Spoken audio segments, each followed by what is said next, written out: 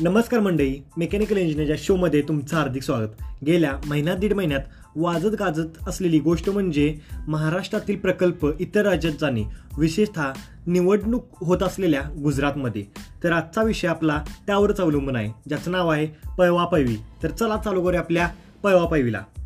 10 वाजले आणि नेहमीप्रमाणे मी 10च्या बातम्या पाहण्यासाठी बातम्यांचे चॅनल लावले. पहिलीच बातमी, टाटा एअरवर्कचा प्रकल्प गुजरातला पळवला. आणि 2-3 महिन्यापूर्वी आलेली बातमी आठवली. हो, तीच वेदांताची.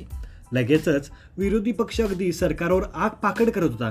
तर सरकारमधील मंडळी आधीचा सरकारमुळेच गेला असे सांगून काय त्याची पडलेलीच नाही असे दाखवत होते.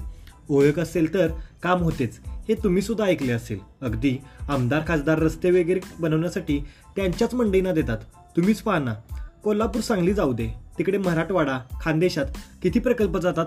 सगळे जातात ते साहेबांच्या पुण्यात किंवा पुन्हा येणाऱ्यांच्या नागपुरात. माहिती होत नाही का प्रकल्प पळवापळवी? अहो, ते कोल्हापूरचे विमानतर 4 दिवस चालते आणि 5व्या दिवशी बंद पडते. लॉकडाऊन लागले तेव्हा सांगलीमध्ये IT कंपनी आणू असे ऐकले होते. आल्या का? सोलापूरचे शासकीय अभियांत्रिकी महाविद्यालय एका रात्रीत कराडला आले. अजूनही कराडच्या बाकावर मशीनवर सोलापूरची नाव आहे. तेव्हा नाही का झाली पळवापळवी?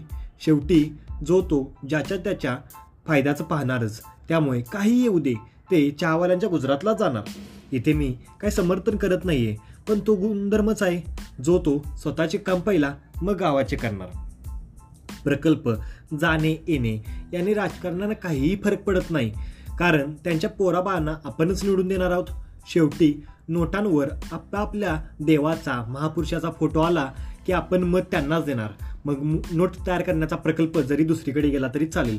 आता 2-4 दिवस विरोधक आंदोलन करतील, सरकारमधील मंडळी म्हणतील लाखो रोजगार आणू, पण जुना आधीच्या सरकारमुळे गेला आणि इथला युवा मात्र रक्ताचा रंग कोणता हा शोधत बसेल.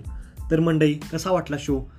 आवडल्यास नक्की लाईक करा, शेअर करा, तसेच तुमच्या मित्रमंडळींना सांगा मेकॅनिकल इंजिनिअरच्या शोला भेट द्यायला. धन्यवाद.